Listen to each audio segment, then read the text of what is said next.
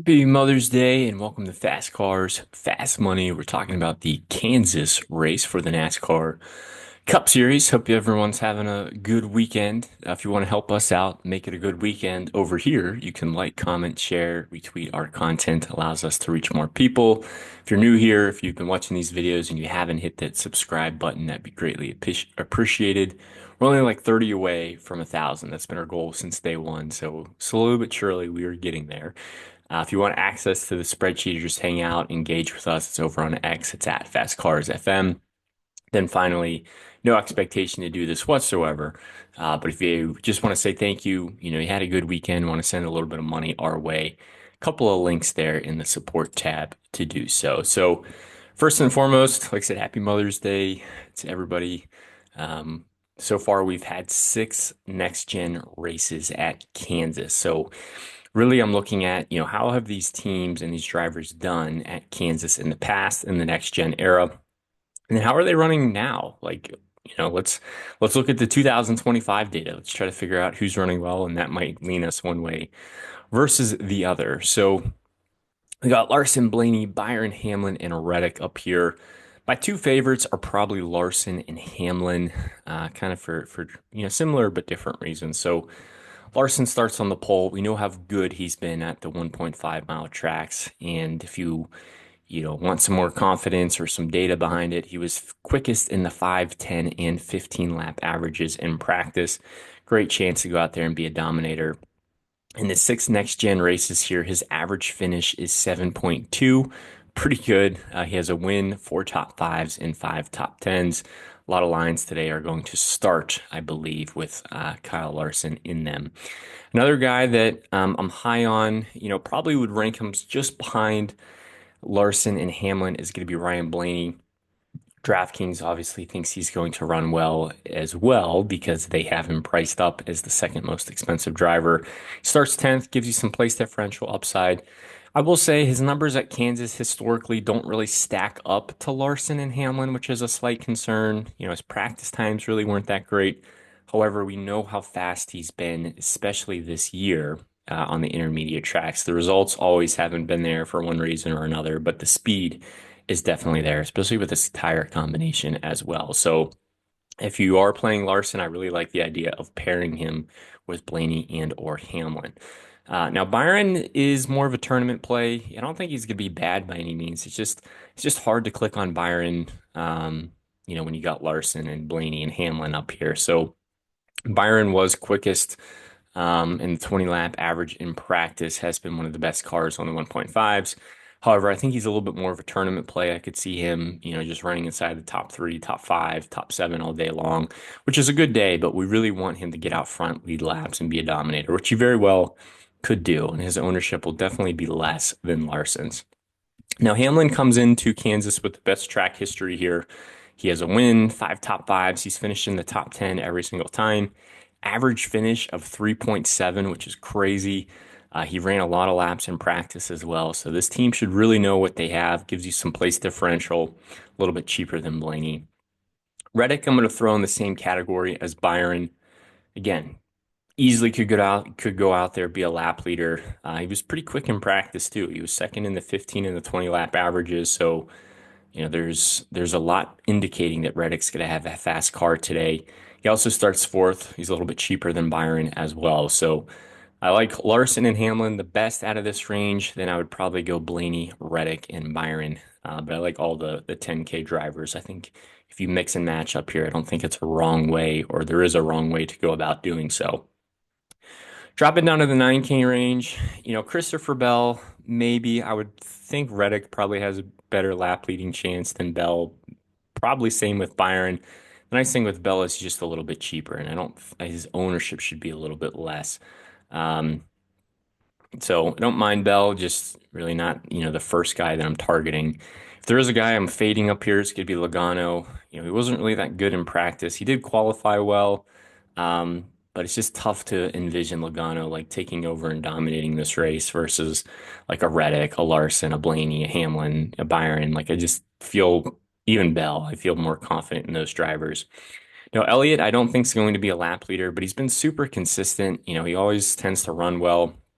Average finish is 11th here, so it's right around where he starts. So probably going to have a good NASCAR points day. I just don't know if that's going to translate to NASCAR DFS. So he's in the player pool, but again, not really a target play for me. And I'd rather play Elliott over Logano, though. A guy who I am targeting is going to be Ross Chastain. Seems like the same story every weekend. Chastain qualifies deep in the field, and once we get to the checkered flag, he's up there contending for good finishes. He also has really strong Kansas numbers.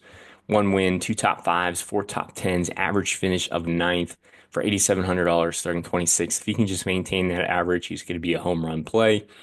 Bubba Wallace is a little bit more of a pivot GPP play. I think a lot of people are going to go to Chastain and Kyle Busch with the place differential here. So Bubba Wallace makes a lot of sense in tournaments to try to get a little bit different. He also has a win here, average finish of 13th. So, should be contending for a top 10 today. Um, Kyle Busch, don't really feel good about it, but he starts so deep in the field, and his Kansas next gen numbers are actually pretty good. Average finish of 16th here, and he starts so deep in the field, it'd be tough for him to screw this up.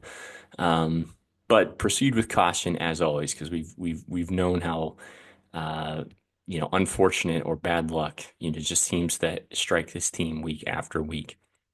Chase Briscoe, again, he's okay. I'm not really getting to him a ton, kind of like Bubba Wallace, more of a tournament pivot play off of Chastain and Kyle Busch.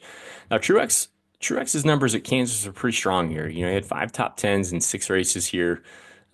Briscoe, however, his numbers aren't as good, but we know the Stewart Haas cars, when he was in them, their 1.5, their intermediate style package really wasn't that good. So kind of be interesting to see what he does today. I don't really think he's going to get that much ownership. Now, Busher, if you want to get crazy, maybe not even that crazy. If you want to get different, and look for who potentially could be another lap leader, Chris Busher runs really good here. He's been really good on the 1.5s this year. Now, the issue is he starts second, and it's right next to Larson. He's got Bell, Reddick, Byron, all right behind him. Really nice price tag, though, for a potential dominator. So if he gets out front and starts leading laps and it's not Larson, Chris Busher's ownerships could be way less than Larson's, and his price tag is like what, $3,000 cheaper as well. So you can really get different style builds, if you are building around Busher, but more of a tournament play for that reason. Really like Alex Bowman today. I think everyone's going to click on Ross, Kyle Busch, Priest, Keselowski, Barry, but I think Bowman could get overlooked. I think he's still going to have ownership, but his Kansas numbers are pretty good. In five races here, he's finished in the top 10 every single time. Average finish of seventh. He's only $7,800, which is pretty good in practice too. So I really like Alex Bowman today. Gibbs has been running better, but starting sixth, he's just tough to get to. If he has a bad race, it really kills your line. Austin Cindric, maybe more of a pivot, tournament type of play. I don't think he's going to see much ownership, but he has been running decently well, especially in this tire combination. Hocevar and Gregson, I'm going to kind of sandwich them together, kind of more pivot plays. It's going to be really hard not to play Josh Berry, Ryan Preece, and Brad Keselowski. So with them drawing so much ownership, who are some guys that could get overlooked that still give some place differential? It's going to be Hocevar and Gregson, but Barry, Preece, and Keselowski, all of them are very similar plays. They all start deep in the 30s. They all are very affordable. You can play all of these guys together. You can mix and match these guys. They're going to be very popular in cash games. They all project well. Not really too much you have to say there.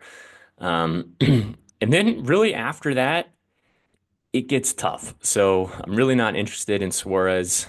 Good numbers, but he starts eighth, so kind of like Gibbs, just a tough starting spot. Corey Heim starts deep, but I think he finishes in the 20s. Typically we don't really see these kind of extra entry teams and drivers who are kind of doing these kind of 1-2 off races. We don't really typically see them perform that well. It's more just kind of about getting some experience. McDowell qualifies well, but carries a lot of risk starting 11th. Eric Jones, his practice times are really bad. Starts 16th. I think that's kind of where his ceiling is today. Austin Dillon qualifies around where I think he's going to run. Now, AJ Allmendinger, his practice times aren't good. However, if we look at his recent form, especially in 2025 at the intermediate style tracks, he has been running really well. And for only $6,100 starting this deep in the field, I'm okay with going there. You probably will need a driver down here, and I think AJ Allmendinger makes a lot of sense for those reasons. And if you're not playing AJ Allmendinger down here, like who else are you playing over him? Like, there's not really a lot of guys I would feel more confident in than AJ Allmendinger, especially with his price and starting grid. Maybe Stenhouse, maybe you can make an argument there. His average finish at the next gen era in Kansas is around 20th, so not too bad. Some upside there for sure. And then depending on how top heavy you get in kind of what place differential plays you pick, you don't really need to come down here to the 5K range. But if you are, it's really not that good in my opinion. Like Todd Gilliland starts around where I think he's going to finish.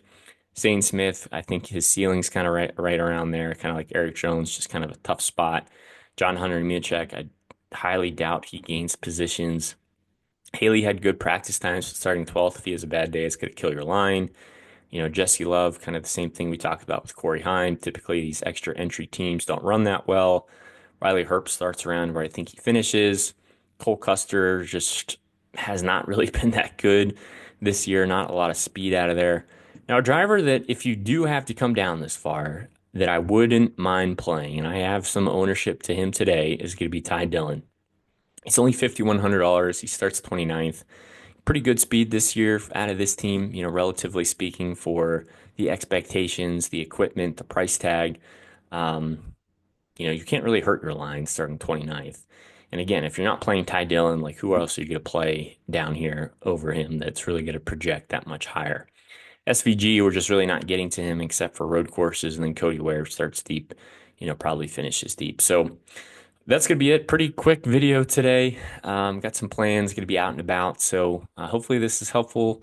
Thank you again for tuning in and supporting our channel, and we'll catch you guys next weekend.